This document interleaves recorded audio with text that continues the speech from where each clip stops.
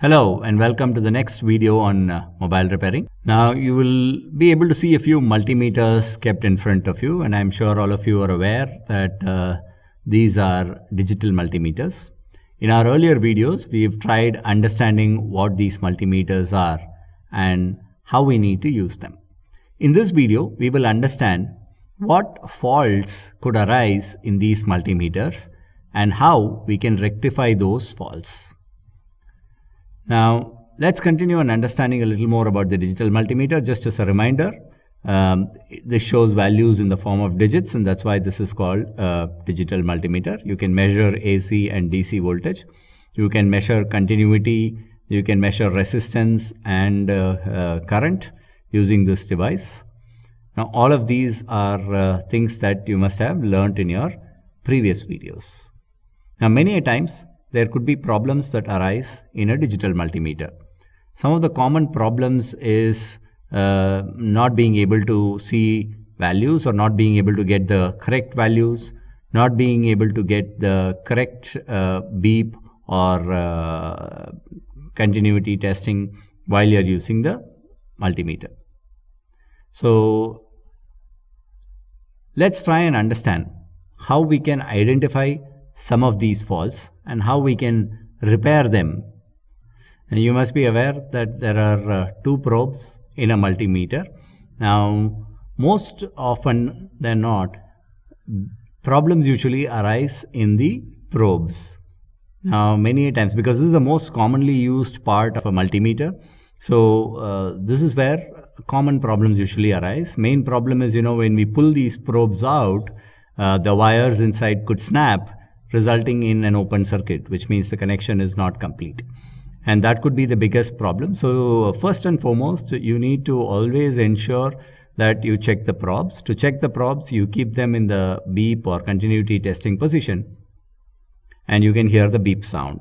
So if you hear the beep sound, then that basically means that both the probes are proper, the wires are intact, and there is nothing to worry about as far as the probes are concerned.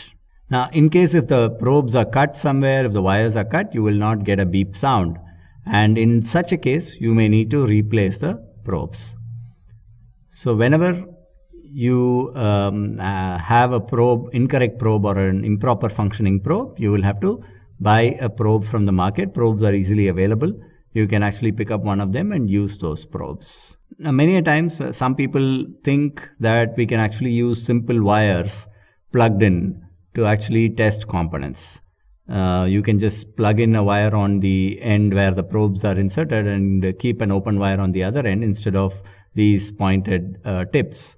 Now, many times that may not work well because the probes need to fit in tightly into these positions. If they don't fit in tightly, your readings could be incorrect, and that is where things can go wrong.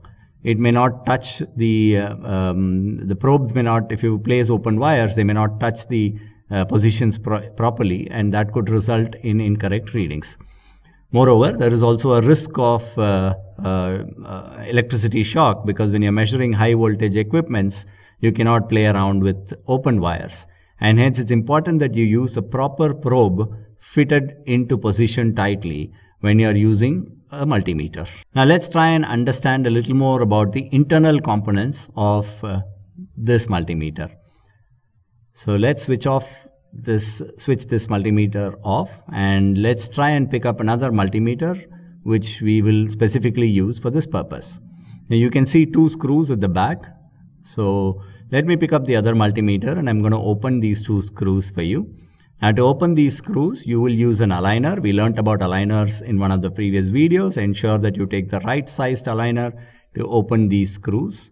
And once you open these screws, keep them aside safely, and the back side will open up very easily after that. You can just pull it apart and you will be able to open the back side. And once the back side is open, you can see the entire PCB and the circuit system of the multimeter. This is the battery. This is what supplies power to the multimeter. This is a buzzer. It's connected to the circuit, and this is what creates or gives you that buzzer noise when we do beep or continuity testing. So these are the two components that can easily be repaired if there is a problem. One is the battery, the other is the buzzer. Everything else is in the PCB, and it's recommended that you don't touch any of the other components in a multimeter. Now, battery can be easily removed by pushing it from one side, and as you can see, this is a 9-volt battery, very typical. As you can see, this has 2 points in it. One is a plus and a minus, and these points are indicated very clearly. As you can see, the plus sign mentioned here. So this side is the positive side, and on the other end you can see the minus sign, and that's the negative end of the battery. Now, many times if the battery runs out, then your multimeter will not work properly and it may not give proper readings. So you will have to keep checking whether your battery is completely charged or is in a discharged position. Now, to check this battery, we can use another digital multimeter to check what is the voltage of battery that exists in this battery. That will help us understand whether we need to replace this battery or we can continue using this battery. To check the battery, we keep the position, the knob position, in the 20 volt DC position. Now, you may be aware that on the left hand side is where we measure DC voltage. Anywhere between 20 volts to 1000 volts is measured on the left hand side. And on the right hand side is where you have the AC voltage, which ranges, so on the left hand side is DC voltage, signified by the symbol, anywhere between 20 to 1000 volts. And on the right hand side is the AC voltage between 200 to 750 volts. Since our battery is a DC voltage battery, we will place it at the 20 volts position. Now, we use the 20 volt position because for any device or any equipment that is using less than 20 volts, we will place it at 20 volts. Now, the battery that we have is a 9 volt battery.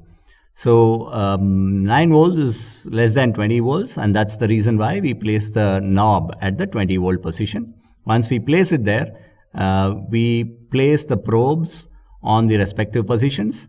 The positive side is where you place the red probe, and the common probe, the black one, has to be placed on the negative side. And once you place them, you can see the reading very clearly. It says 8.41 volts. So when you see 8.41, it's slightly less than the recommended 9 volts, which means there are times when your multimeter may not function properly. Ideally, 9 volts or little more than 9 volts is better for utilizing or ensuring that you get the correct readings in your multimeter. Now, while we are working with the batteries, you must understand that when you need to replace the batteries, it's better to get a new battery from the market. The one that we have currently here is not a rechargeable battery. So this needs to be replaced with a new battery, and the batteries need to be placed in a specific position in the multimeter. If you look closely, you will see the plus and the minus signs very clearly indicated there. So the plus sign is where the plus side of the battery must fit in, and the minus sign is where the minus side of the battery needs to fit in. So you basically pick up the battery, ensure that you align it to the correct side. Press it lightly, and as you can see, there's a slot very clearly made for it. And once you press it slightly, it will go and fit itself inside. Once this is placed, your battery is now ready to be operated. The second problem commonly that is seen in multimeters is a problem with the buzzer. Typically, there are common problems with buzzers. One is the buzzer does not buzz at all, which means there is no sound in the buzzer. Two is incontinuous something, it breaks in between. The beeping is not continuous. It sounds and then goes off and then comes back again. Or three, the sound of the buzzer is very low. It's not audible at all. So these could be reasons for the buzzer to be changed in the multimeter. So to check the buzzer, you need to replace the buzzer. That's the only other option if the buzzer is not working properly. So what we normally do is we pick up any other old multimeter whose buzzer is working properly. We pick up that buzzer. Like in this case, we have this buzzer that we've already removed from another multimeter. The multimeter has some other problems, but the buzzer is perfectly intact. So we pick up another buzzer from there, pick it up, and we try and place it in the buzzer. So that's one way of replacing the buzzer, or you could look at picking up the buzzer from the market as a separate component, and you can place it here. The buzzer is very easy to place or to replace. Now, to replace the buzzer, you will see that there is a small screw there. Use an aligner to open up the screw. this will remove the buzzer from the PCB. Once the buzzer is removed from the PCB, it is soldered at 2 points here. You can use a soldering iron to actually remove these 2 points and use this soldering iron to again replace them with a new buzzer. So the positive and the negative terminal of the buzzer needs to be properly placed in the right position. So please ensure that you are placing it at the right position, and once the new buzzer is kept, you can tighten it back into the same position where you picked it up from. Now, while working with the digital multimeter or working inside in the internal components, please ensure that you don't touch anything else, because it's a very sensitive device. And if you touch anything inappropriately or anything, any other circuit is broken, then your multimeter may not be able to give you the correct values or readings. So please ensure that you exercise extreme care while you are working with the internal components of a multimeter. Now, some other components that you will also see inside a multimeter, the most important one is the IC. This is the heart of the entire system. This is something that you will not be able to replace. If the IC is corrupt, you will have to replace the entire multimeter. And that's one of the reasons why I mentioned earlier that you should not play around with any other components if you're not clearly aware of what those components are for. Now, one more important aspect that you must remember while working with multimeters is how long the battery stays.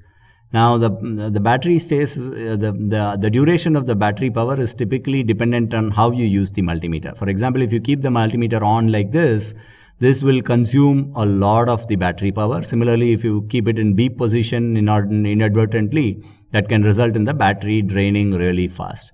So it is important that you keep your multimeter switched off at all points of time whenever you do not require the multimeter. Keep the probes away. Don't place the probes inside the multimeter. You can pick them up and keep them aside to ensure that you are able to maximize the battery power that is available in the multimeter. If you keep these precautions in mind, you will be able to keep the multimeter's battery running for a long time. So in this video, as you just saw, we learnt about three common problems that normally happens in a multimeter. One is the probe having a fault, 2 is replacing battery, and 3 is replacing the buzzer of the multimeter. I'm sure you would have learned a lot from this. Let's keep learning. Thank you very much.